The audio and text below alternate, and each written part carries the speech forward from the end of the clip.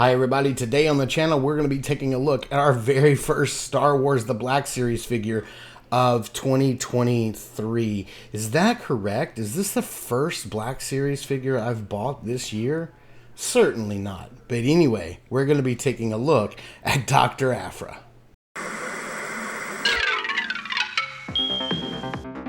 If Saturday morning cartoons fueled your imagination as a kid and powers your action figure collecting now as an adult, then you're in the right place. Thanks for stopping by, and welcome to Saturday Morning Toy Collector. And if you like my content, please consider subscribing.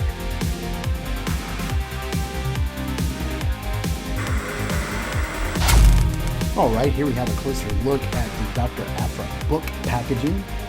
Now, I'm not the biggest fan. I won't say fan. I'm not the biggest. I'm not that familiar with Dr. Aphra. I've only read a couple of comics. I know that she's kind of like this, this rough and tumble like bounty hunter that goes out and does stuff. I know that she's had a run-in with Vader before. But I don't know a lot about her. I just like her character design, and I like characters from Star Wars that we don't see all the time.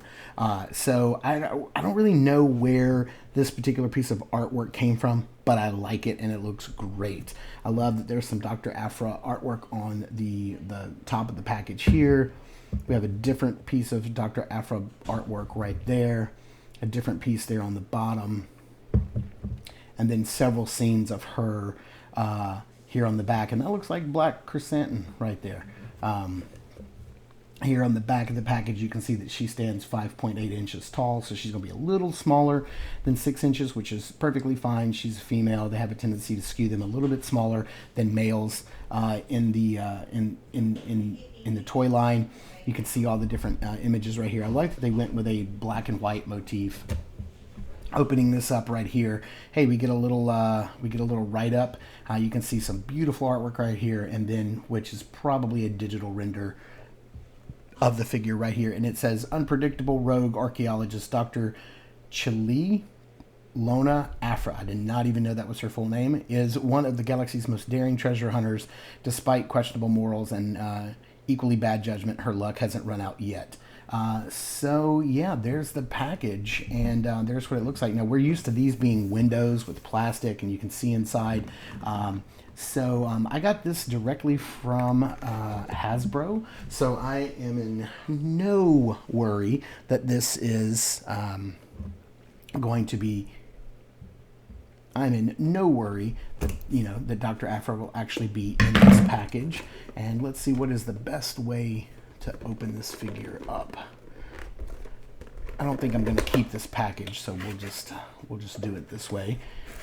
Slide it out. And there you have it. She's well mummified inside of this package here. Let's go ahead and snip this piece right here. And that is some really tough tape. And then we also have her weapon right here. Let's pull that out. Let's get her out. And let's take a closer look at Dr. Aphra. All right, here we have Dr. Aphra opened up out of the package. And I did have the original Dr. Aphra figure, which I'll put right here on the left. I don't have her any further, so you can see some comparisons between the two. I did have her at one point, but not anymore. I sold her off when I sold some of my Black Series figures that I was like, hey, I don't really need these, that they're not core Star Wars characters, and so I let them go. But I wish I hadn't. I wish I still had her because she's pretty high on the secondary market, but I had to jump on this one. I just think it looks really great, and I dig the design. Her face sculpt and painting is absolutely superb. This is one of the best 1/12 scale heads I have ever seen in my life. The painting, the sculpting is just absolutely amazing. And of course, I know that we're just matching it to a printed character, not a real life actor, but still, it just looks incredible. The helmet does come off, and this little bandana piece does come off if you want to see her hair. I tell you what, if Selfie Series figures came out this good, I would have bought one already. She just looks incredible. You can see that her duster coat opens up. You can see that she does have not any butterfly joints, but there's enough cutaway on her vest in the chest area that she can, you know, come all the way across like that. We do have some sloppy paint on her hand right there. As you can see, there's some brown and some silver on her hand. But the arm can go out in a T-pose almost all the way. The arm can go all the way around, but that duster part at the top does get in the way. She does have single joint at the elbow, and it does have a hinge and a swivel. And then the hands are not on a ball peg, but they swivel in and out, and they do rotate. She has some nice paint work here on the sides of her coat, just on that side. This hand looks a lot better painted than the other. You can see that she has got an ab crunch and an upper torso joint, so she can get all kinds of range of motion. She can look down, she can crunch that far back, that far forward. The head is, you know, on a hinge and swivel right there, so she can look down that far and look up that far. The hair is pretty soft and pliable, so it really does get out of the way. Let's put this back on. That's a nice little piece there. And I love this helmet. It's got nice paint apps on this helmet. I mean, look at that. It's got some gold, some tan, and then some nice bronze color for the goggles. We do have her holster, which is a separate piece right here, and some nice paint apps. It does seem to be, it does float. There is something right here. I don't know what that's for, but it looks like you could hang something right there, but she didn't come with anything to hang there. Her holster is connected right here to the thigh with like a little peg, or maybe it's glued and mine's just a little loose.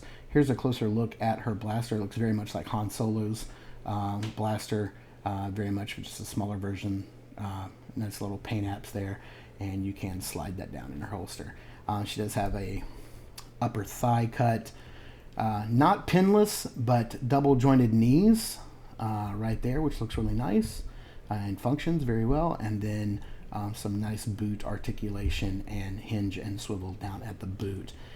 She just looks great. You know, get her hand on her pistol where she's almost ready to draw. She has a very, you know, Western vibe to her in this look, and I really dig it. And she would make a great figure for custom fodder if anybody wanted to customize her with some other lines. And she does come in, like we said on the back of the package, at 5.8 inches. Now, I do happen to have some other Black Series figures out, just because we were looking at them in an earlier review.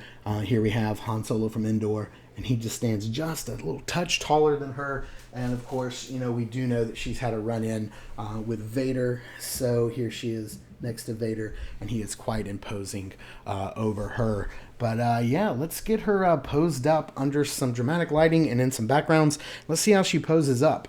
This figure is really nice. I love the way it poses, love the way it looks, and it just looks great. So I'm glad to add her to my collection. And I was thinking, you know, is this the first figure that I've bought, a Black Series figure of 2023? I don't think it is. I do think I bought the yellow robot from Obi-Wan. I think is the first Black Series figure that I purchased this year. But yeah, they're few and far between, and they make it very frustrating to collect Black Series right now. If you're a Star Wars Black Series collector, it's very frustrating. Just like if you're a vintage collector, it equally is frustrating. I get that.